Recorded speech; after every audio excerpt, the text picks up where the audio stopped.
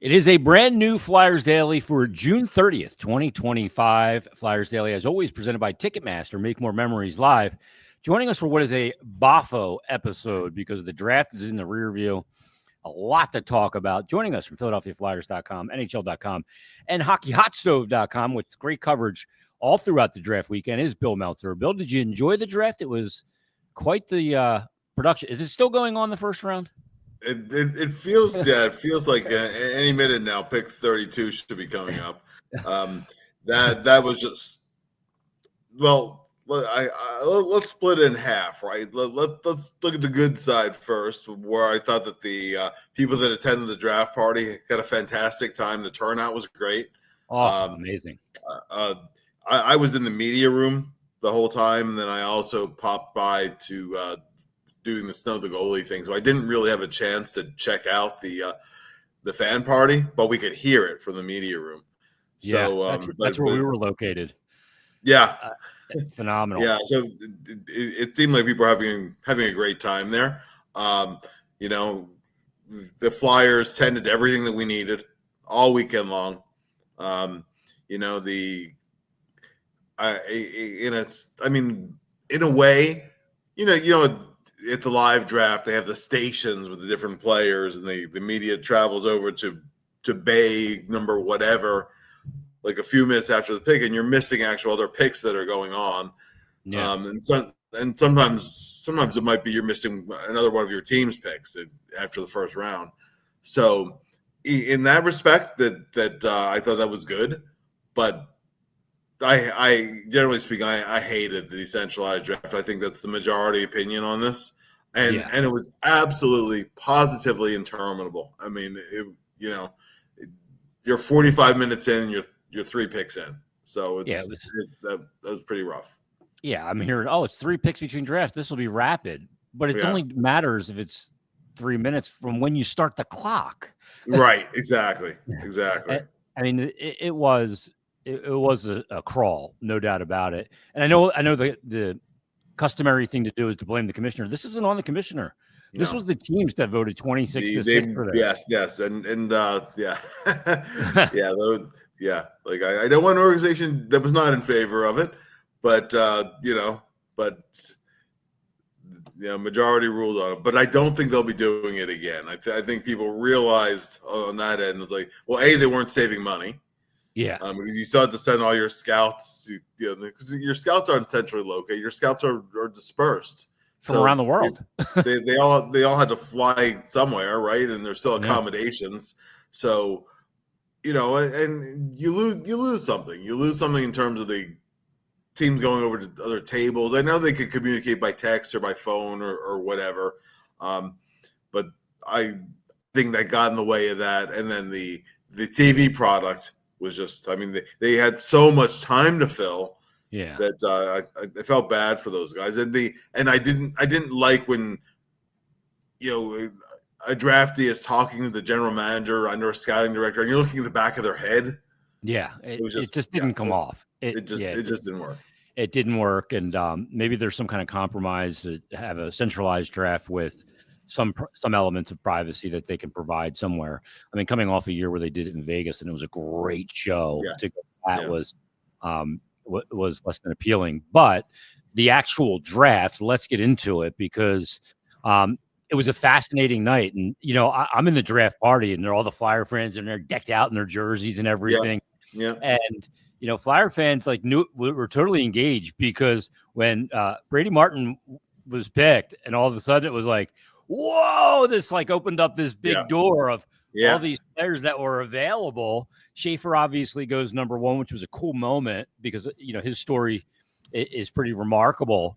But the way the draft plays out, Schaefer, Misa, it's kind of chalk, and then Frondell, goes to Chicago. Then Caleb Denoye, who really moved up in the draft, but then Brady Martin at number 5 goes to Nashville, and that was like, wow, okay. Porter Martone's available, Hagen's available, O'Brien, they're all there right in front of you. Yeah, any of those 3. Martin was the 4th. It was not an off the board pick in terms of expectations, but in terms of I think Martin is going to be a team leader and a really good player, et cetera, et cetera, et cetera, like a heart and soul kind of guy. Yeah. But I was rooting for him to be taken early, just because so the Flyers wouldn't have the decision. they wouldn't have to make that decision. Honestly, yeah. I agree. And then when I thought there was a chance, just a small chance, but that they weren't going to go with Frondell. I'm talking about Chicago. That they might go. They might go with Martone there, figuring, okay, you team up, Martone and Bedard. Maybe Big the winger two-thirds for of your Bedard. top line is set for a long time. And if Bedard moves back to center, I thought, well, that's a possible destination for him. When I did the mock draft on PhiladelphiaFlyers.com, boy, I went back and forth so many times on it. Ultimately, I put Hagens on there, but saying in there that like any of the three you can justify. Yeah. And I mean, I think ultimately it came down to this level of confidence in somebody's going to be a first line player at the position he's at now. There's not even 100% certainty, for example, that Misa is going to be a first line center. Now he might be a first line winger. Yep. But the view was, and it was actually something that that Brent Flair actually alluded to a number of weeks ago, that there's a lot of really good centers in this draft, but they're not sure any are true number one centers. So it came down to this. Martone is very good shot at being a true first line winger. 35 goals, 75 points, maybe better, but say 30 goals. Say 30 goals. Conservatively speaking, yeah. So, I mean, that's those guys don't grow on trees. Big, strong as he is with his shot, he has to work in his skating. Like most young players, he's got to get a little bit more consistent defensively. He's not bad, but just in terms of consistency, but he'll get there. And it's a guy you can project as a first-line winger. Whereas I think with Hagens and with O'Brien, I think ultimately it came down to, well, maybe they'll be first-line centers. We can more comfortably project them as second-line centers.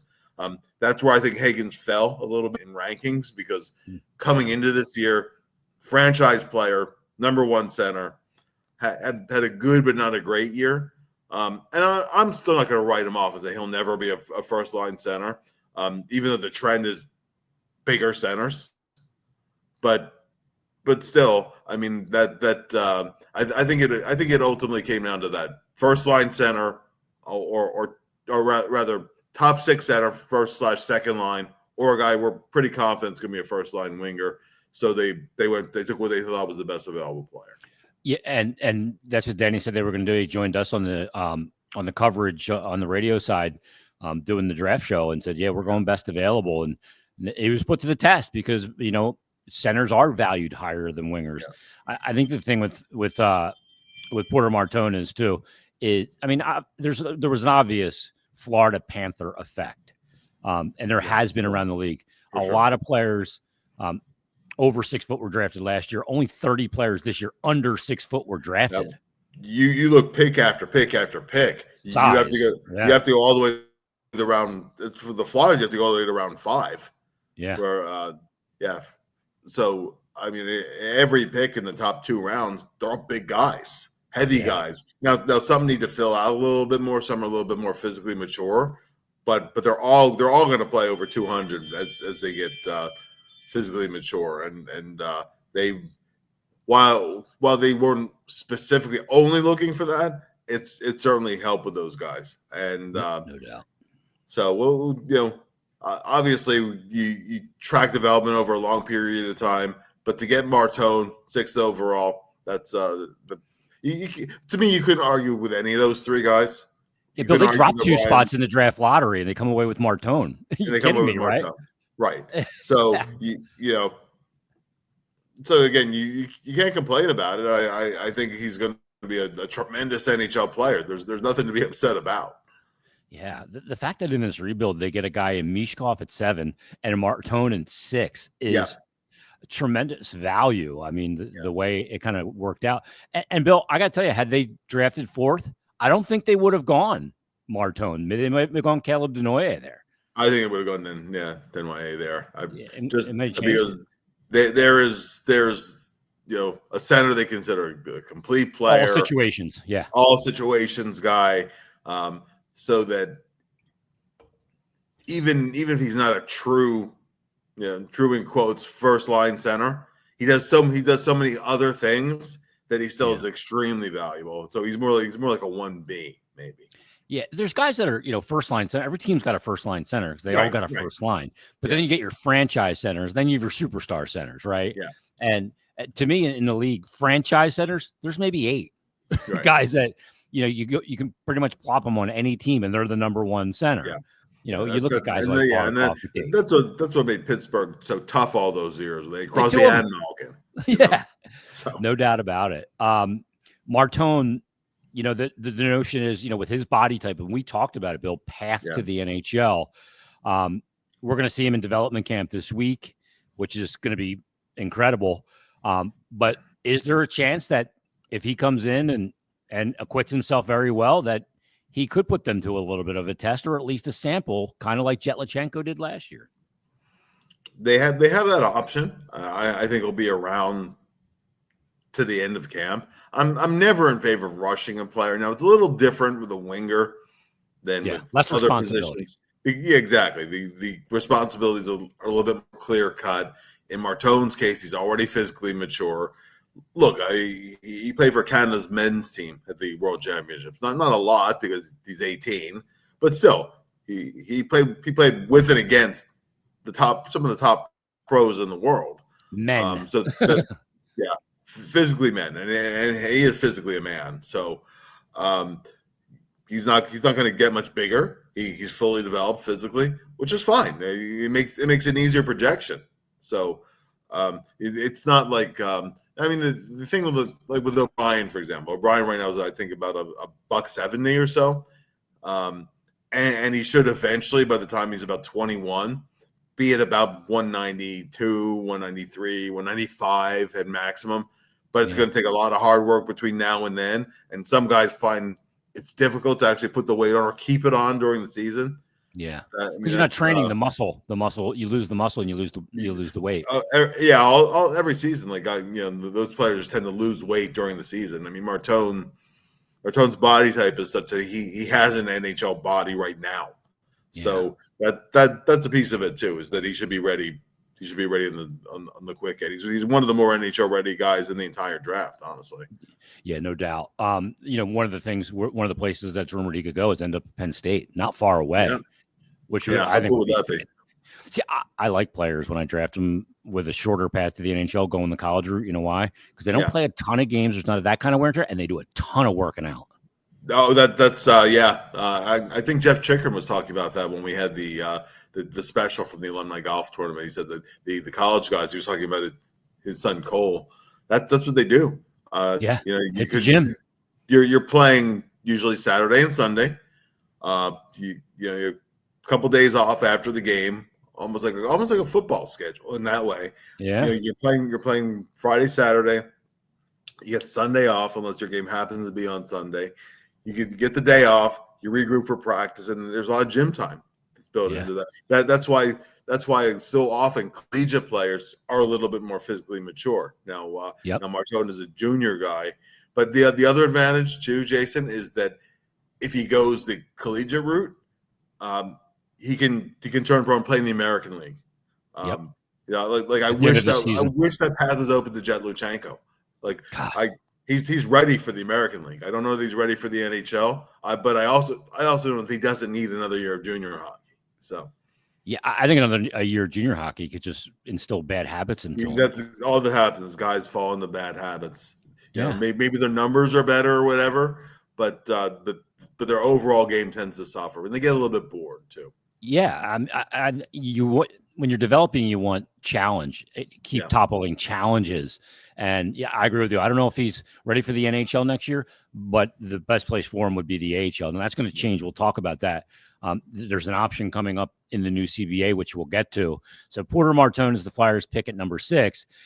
Then all of a sudden, Bill, boom, the Flyers use some of that draft equity that they accumulated through Sean Walker, through all these deals over the years. and boom, they move up from 22, trade 22 and 31. They moved to number 12, and they drafted a polarizing pick in Jack Nesbitt because the public models didn't have him tremendously high. A guy like Bob McKenzie did, his model is based on scouts. Sure. And also Corey Pronman had him high as well in the teens. Barry Trotz, matter of fact, on ESPN said a team just moved up and took the guy we were going to take. He wasn't going to be there. Flyers identified a guy and got him. He's a project. He's got some skating issues, but he's got size too. Yeah. Nesbitt, as you know, Bob McKenzie had him 17, so within 5 of where he picked. And the difference between Bob's list and so I tend to look first at McKenzie and at Craig Button, and they're different in this way. Craig approaches it like he did as a scout or a scouting director or GM, right? So he approaches as someone who was the final decision maker. As a team builder. Rankings, right? Yeah. Whereas Bob's rankings, he has that big network of scouts and scouting directors, so he kind of pulls all those guys throughout the year. He obviously has his own opinions that weigh into it as well, but he leans heavily on the people that actually do it full time.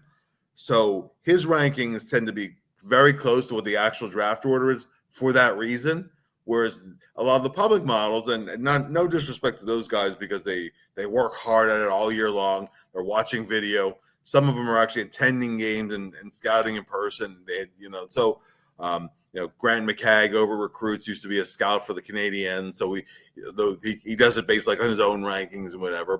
But I think the first two places to look are always still Bob McKenzie and Craig Button. And then you take the average of where others have them, and it gives you some useful info and shows you how different opinions can be sometimes too.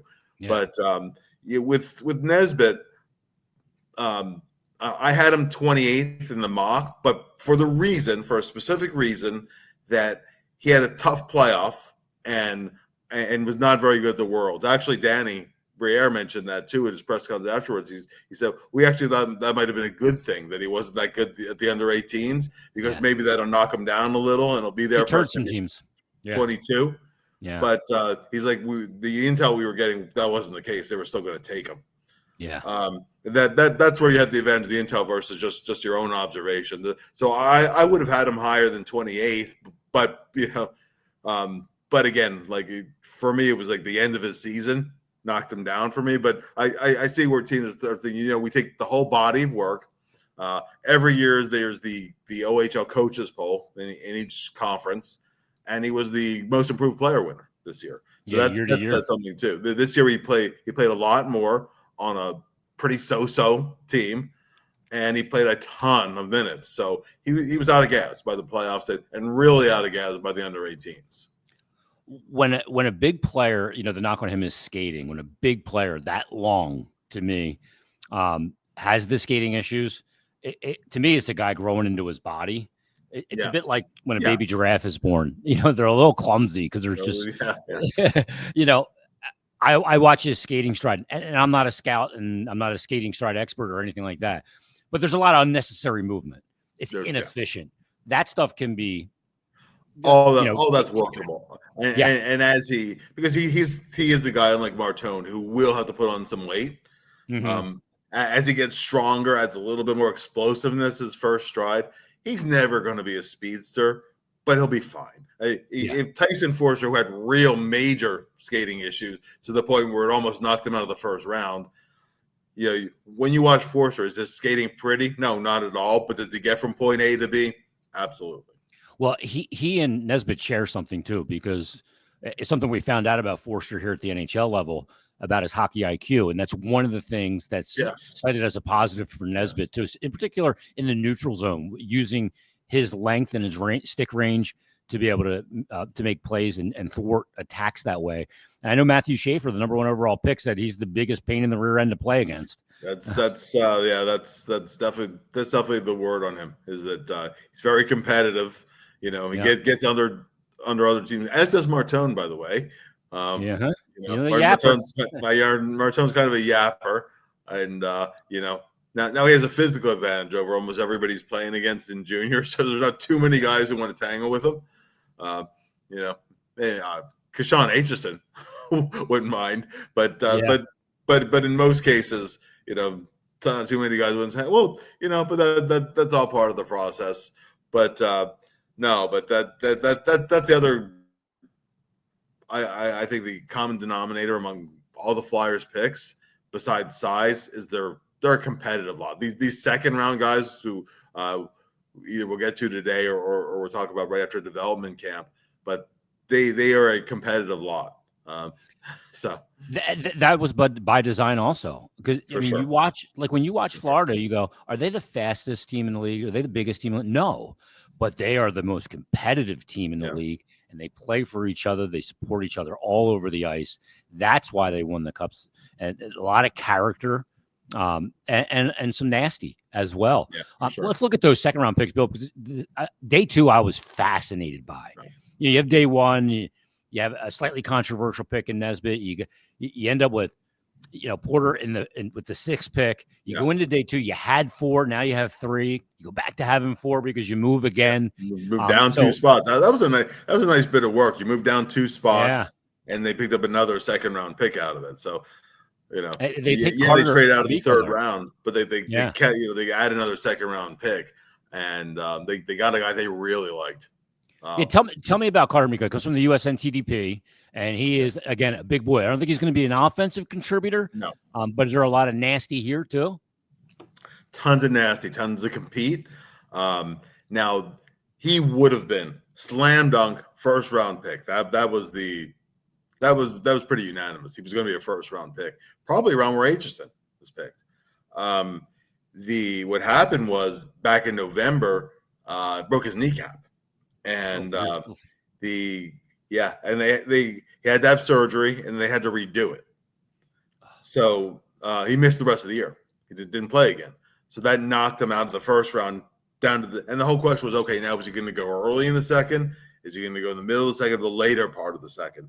And the Flyers said, we saw enough of him a year ago and very, very early this season, and they went for it. And I asked them to, I reiterated, because I saw, we're following the combine, and the news out of the combine was the kneecap is fine.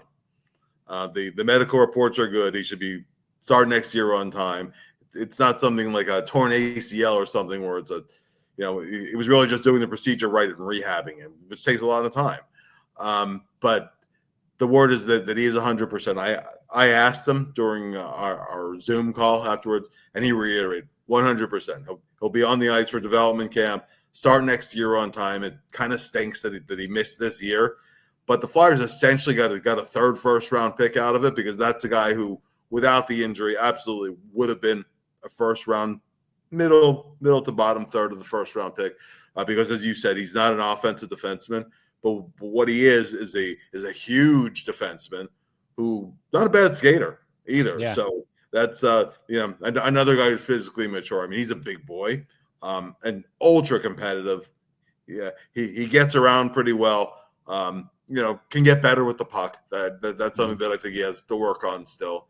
But in terms of an old fashioned kind of shutdown defenseman, you got him in the 2nd round. So I really liked that. Really through the first 2 rounds. I liked all the picks, and then after that, it's a crapshoot. Now, one more thing I want to bring up, because people have asked this: why didn't the Flyers pick a goalie?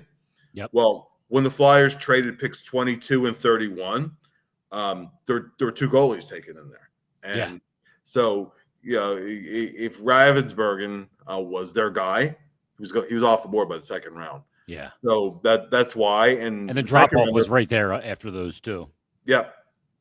So, and then in the 2nd round, there were position guys that they liked, and they didn't pick again until the 5th round. So by that point, I think they were kind of lukewarm in the remaining goalies, and that's why they didn't take a goalie. You can get away with it one more year without drafting a goalie, because you drafted 2 years ago. Yeah, was Zvragin and Bjarnason. Saul Bjarnason there at the draft party as well. Got to talk to him a little bit, and he looks different every year.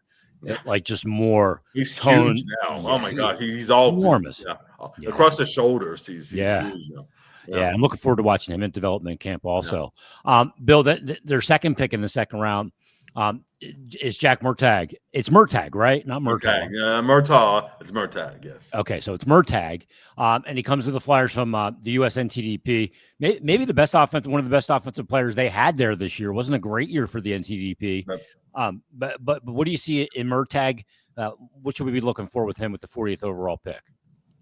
I think he's the guy who could be a middle six center, maybe more.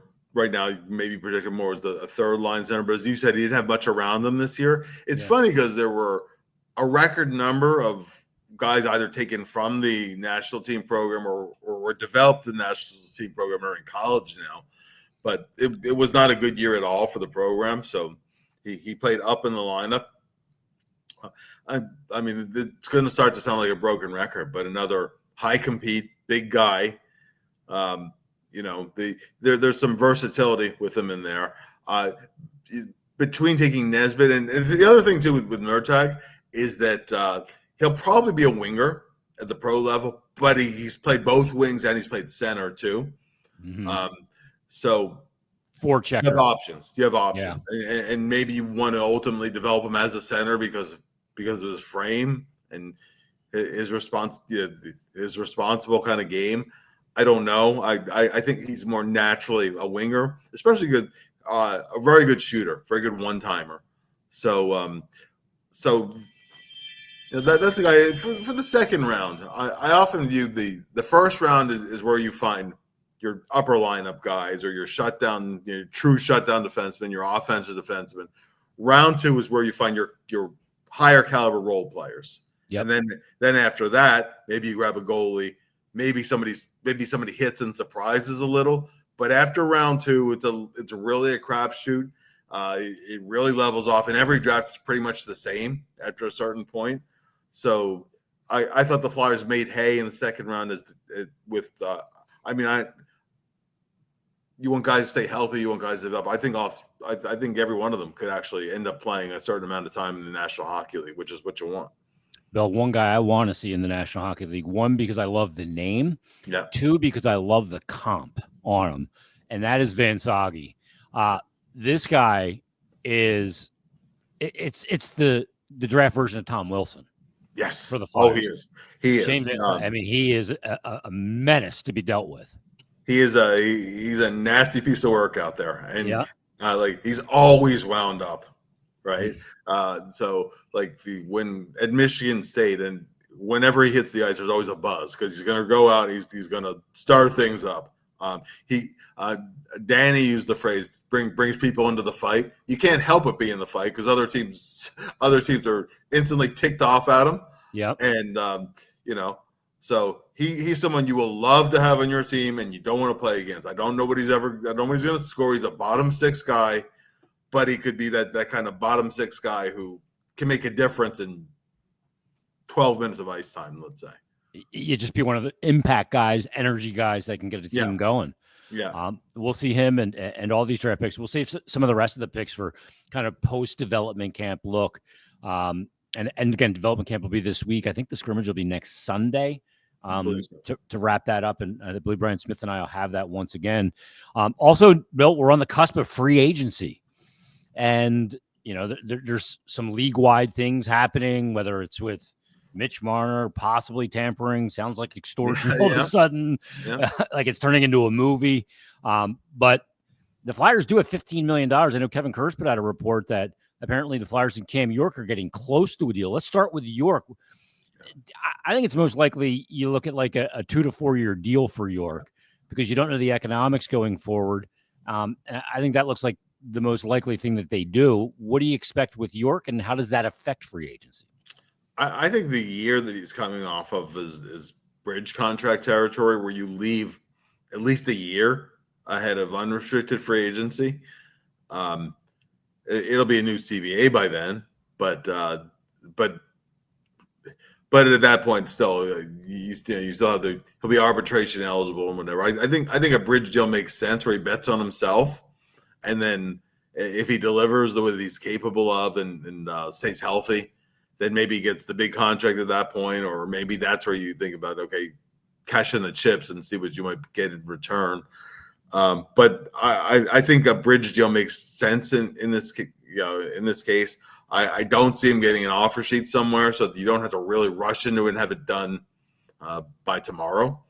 It's something that can actually go into the summer a little bit and get a deal. But that's what I'm thinking. I mean, he'll get definitely a bump, probably about the $5 million range or so. That's just a ballpark estimate, and and then he bets on himself, and you see where you go from there.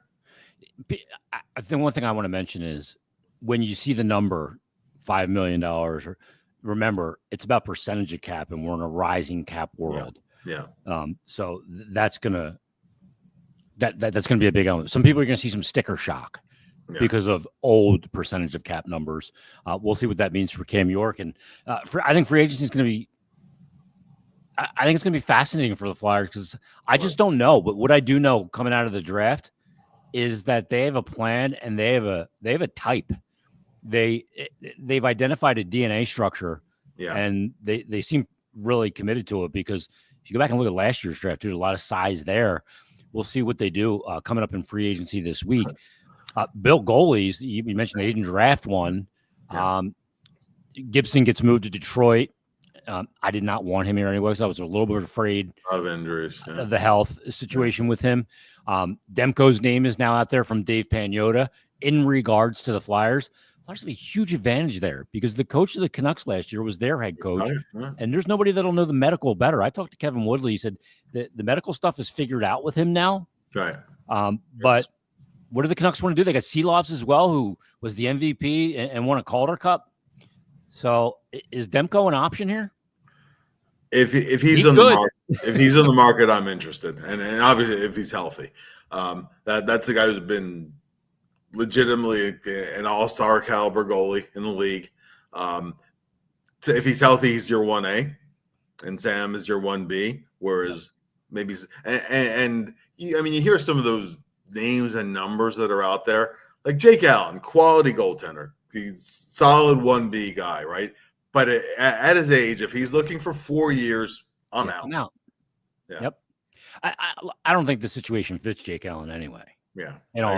To me, he's the tallest short guy in the circus. Yeah. It's the politically correct way to say that now. Just because he's the best goalie in the free agent, the free agent class isn't good. Yeah.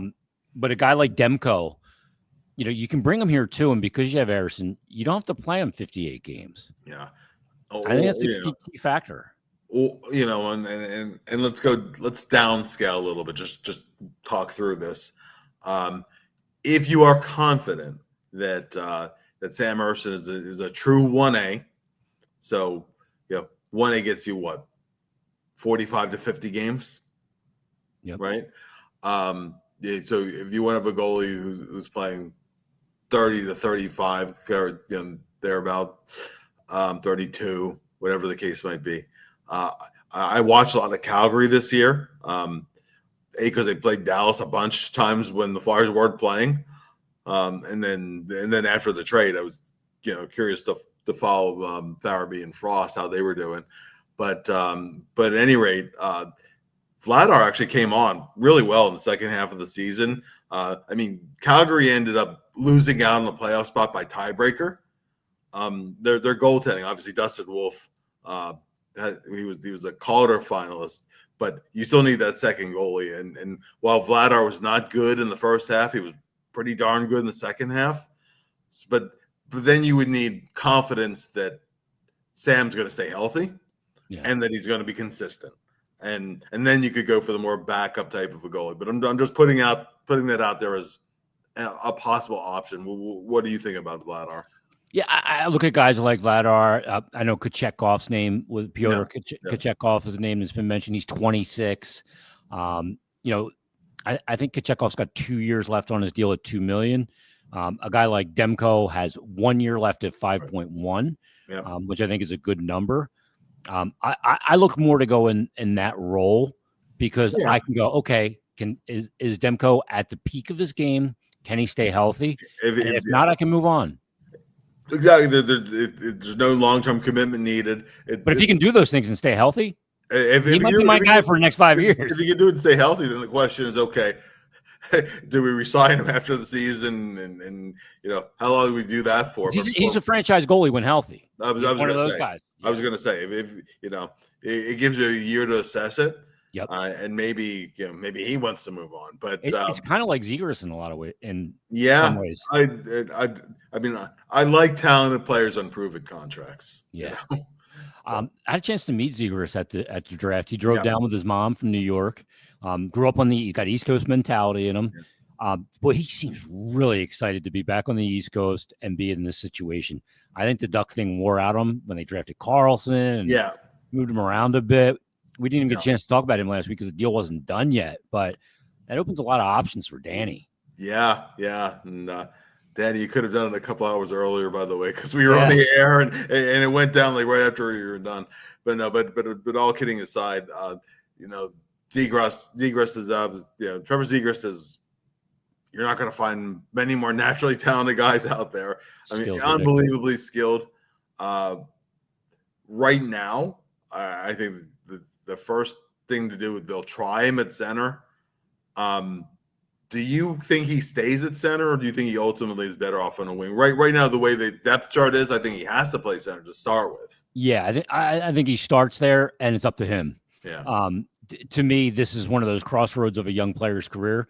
2 60-point seasons before the age of 24, and then 2 down years, some injuries in there as well.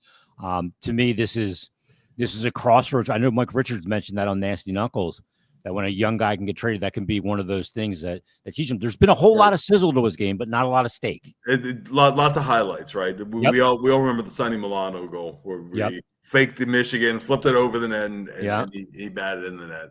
What I thought was interesting this year and quite encouraging, truthfully, for those who aren't familiar with Greg Cronin, he's right from the Torts school. Keenan Tortorella school of accountability, and he does not pump players' tires easily. And when Zegras was suspended for 3 games, it was a check to the head on Rasmussen. He said, "We're really going to miss him because." If you ask me a guy who's our most improved player this year, it's him. And the numbers don't show it because he sacrificed offense for a little bit of defense. He's talking about the 200-foot game. Yeah, he's talking about 200-foot game. Well, so, okay. I mean, we want him to score because that's what he's best at. But if he could draw praise from Cronin, of all coaches, that he's really embraced playing a more complete game and people are talking about the offensive numbers, but he was happy with how he played. If you can make Cronin happy, then you can make pretty much any coach happy. Yeah. So. Cronin throws around compliments for 200 game like manhole cover. Yeah. It's just not going to happen. And I mean, people are going to want to see numbers, but if you can be a net positive when not putting up points, to me that's huge. That's a huge element. Last thing, Bill, the labor piece in the NHL once again. Nice. They're on a roll here. It won't kick in this season with the 84-game schedule and everything else that goes along with, including that ability to put a player into the AHL. But labor peace, once again, is a great thing. The consistency of labor peace is better for the game. Any thoughts on anything with that? Well, directly as far as the game goes, I mean, I think it's a great thing. I mean, nobody could help what happened with COVID, right? But it was a stoppage by necessity, but it was a stoppage.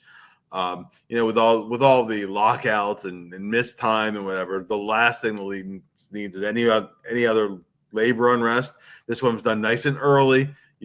Quite often these things come down to the last second, and they get public. They're not good. No, not for sure. And I'm interested to see the specific changes, the salary cap in the playoffs, because there were too many teams that are using teams that know they're in the playoffs. We're using IR as a way to stash players away, and then then you add these guys in the postseason, and then you're a different team. Yeah. One that's well over the cap. One that was way over the cap, but because there was no playoff cap. Yeah. Teams all of a sudden they're stacked, right? It was, but only the teams that knew they were going to be in the postseason, which is only a relatively small number, had that luxury in the first place. Toronto used it for a number of years. Tampa Bay used it a lot. Florida did too. So it got to be where that was the system and you could do it, right? So now that playing field's been leveled, and I know that some were saying that they've restructured the bonus limits, right, on contracts. And I know some were saying that, well, that's going to hurt the big market teams that can offer more in bonuses because they've leveled them. But I'll tell you what it also does is it eliminates some of the tax benefit for the teams that could do a little bit lower base salary but put more into bonuses, more into signing bonus. And now all that stuff is leveled off a little bit. So that doesn't eliminate the tax benefit, but it reduces it. So that I think is good for the game too. Yeah, I like the standardization of contracts at 22 across all leagues. Finally, something that really makes sense. Yeah. And for the life of me, I'm 53 now. Now you're going to have a full-time e-bug. Yeah, right. Travels with the team. Like, where was my day? How was my path? Yeah. So no more Zamboni drivers that win a game in the NHL, unfortunately. I think that's cool. You can practice with the team. That helps out the goalies when you need to give a goalie a day off. You can have somebody in there to take shots and do all that. So and what a gig for somebody that's not a pro, but probably played at a really high level at somewhere along the way. Sure. 84 game season, less preseason games, contract length slightly shortened by a year, 7 years if he is your player, 6 if he is not your property. So Claude Giroux's not coming back. Billy signed a 1-year deal in Ottawa. We don't have to have that conversation for another year, thank God. So congrats to G on the new deal back home in Ottawa. All right, everybody, thanks for listening. Thanks for watching. We'll be back Wednesday, and Bill will be back a week's time after development camp. We'll have a ton to get into, so join us then on a brand new Flyers Daily.